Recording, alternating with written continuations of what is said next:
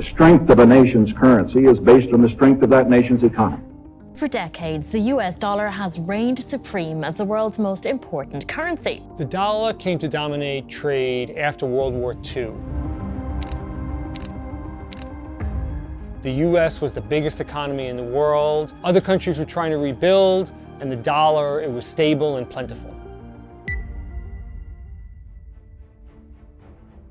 The United States produces about 25% of global economic output. Respectable, but not overwhelming. Yet the dollar represents 58% of the world's currency reserves. It accounts for 88% of all foreign exchange transactions. Oil, wheat, copper, commodities bought and sold thousands of miles from American shores are priced in US dollars. When a Japanese company buys Brazilian iron ore, the transaction happens in US dollars. When Argentina borrows money, it borrows in US dollars. When central banks need a safe place to park reserves during a crisis, they buy US dollar-denominated assets. So, how did one country's currency become the world's money? Most people assume the dollar is powerful because America is rich, or because of military strength, or because it's simply been that way for a long time.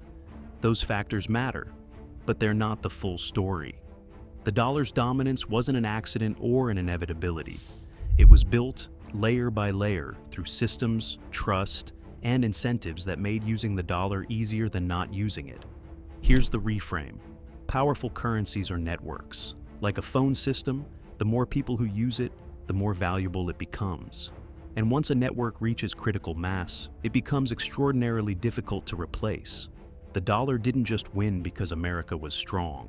It won because the world built its financial infrastructure around it. And once that infrastructure was in place, switching became almost impossible. The dollar's rise began in the aftermath of World War II, at a conference held in 1944 in Bretton Woods, New Hampshire. Europe and Asia lay in ruins. Economies were shattered. International trade had collapsed. The world needed a new monetary system to rebuild, and the United States, untouched by the war and holding roughly 70% of the world's gold reserves, was in the strongest position to lead it. The Bretton Woods Agreement established a system where the dollar was pegged to gold at $35 per ounce, and all other currencies were pegged to the dollar. If you wanted to trade internationally, you needed dollars, because dollars were as good as gold. This made the dollar the anchor of global stability. Countries accumulated dollar reserves to settle trade balances. Businesses invoiced transactions in dollars. The International Monetary Fund and World Bank, both created at Bretton Woods, operated in dollars. By the late 1960s, cracks appeared. The United States was running deficits, printing more dollars than it had gold to back them. Other countries, France most notably, began demanding gold in exchange for their dollar holdings. The system became unsustainable. In 1971, President Nixon ended dollar convertibility to gold. The Bretton Woods system collapsed. But here's what's remarkable. The dollar didn't collapse with it. Even without the gold backing, the dollar remained the world's dominant currency. Why? Because trust and scale had already been built. The infrastructure was in place. Switching would have been too costly, too disruptive. The network effect held. After Bretton Woods ended, the dollar needed a new anchor. It found one in oil. In 1973, following the Arab oil embargo and a sharp rise in oil prices, the United States negotiated a deal with Saudi Arabia. The Saudis would price their oil exclusively in dollars and reinvest their surplus oil revenues in U.S. Treasury securities. In exchange, the United States would provide military protection and arms sales. By 1975, all OPEC members had agreed to the same arrangement. Suddenly, any country that wanted to buy oil, the world's most critical commodity, needed dollars. This created a structural demand for the currency. Countries couldn't just hold their own money. They needed dollar reserves to buy energy. Oil exporting nations accumulated vast dollar surpluses, which they recycled back into U.S. financial markets, buying treasury bonds, stocks, and real estate. The petrodollar system reinforced dollar dominance in a way Bretton Woods never could. It wasn't just about fixed exchange rates or gold convertibility. It was about embedding the dollar into the most essential transactions on Earth. And it wasn't just oil. Over time, nearly all major commodities, copper, wheat, natural gas, came to be priced in dollars. Global trade contracts defaulted to dollar terms. The more the dollar was used, the more valuable it became to hold. The network effect compounded. Using the dollar became easier than not using it. Any country trying to operate outside the dollar system faced higher transaction costs, currency risk, and reduced access to global markets. The path of least resistance ran through the dollar. But the dollar's power doesn't rest solely on trade in oil. There's a deeper, less visible layer: financial markets. The United States has the world's deepest, most liquid capital markets. U.S. Treasury securities are considered the safest assets on the planet, not because they're risk-free, but because they're backed by the full faith of the world's largest economy and can be bought or sold instantly in massive volumes without moving the price.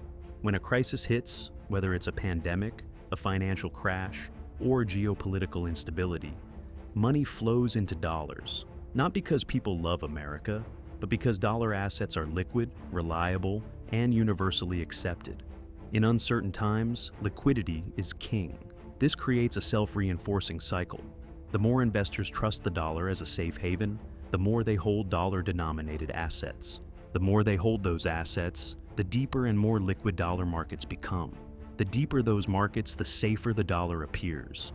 The dollar's power, then, isn't just about military might or economic size. It's about institutional reliability. The United States has independent courts, enforceable contracts, transparent regulations, and a central bank that, for all its flaws, operates with relative predictability. Trust matters more than strength. And trust isn't built overnight. It accumulates over decades through consistent behavior, stable institutions, and a functioning rule of law. So, why do countries continue to hold dollars even when it gives the United States leverage over them? Because they don't have a choice. The system requires it. Countries hold dollars to settle trade. If you're importing goods from abroad, chances are the seller wants payment in dollars. To smooth those transactions, central banks maintain dollar reserves. Countries hold dollars for currency stability. Many nations peg their own currencies to the dollar or manage their exchange rates relative to it. To defend those pegs, they need dollar reserves to intervene in foreign exchange markets.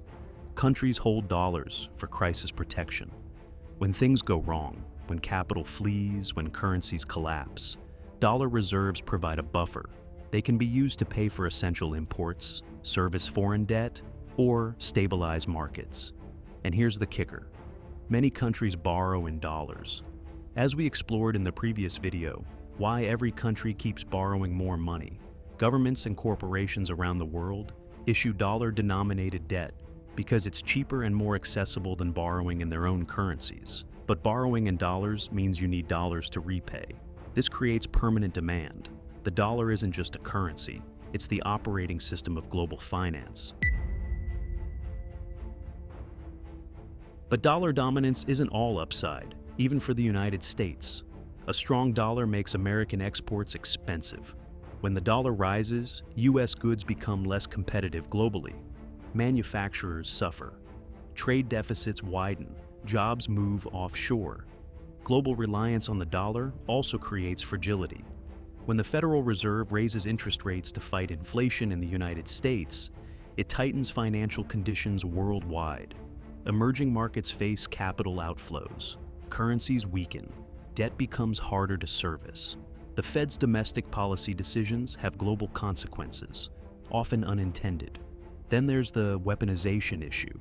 The United States has increasingly used the dollar as a tool of foreign policy, imposing sanctions that cut countries and individuals off from the dollar-based financial system.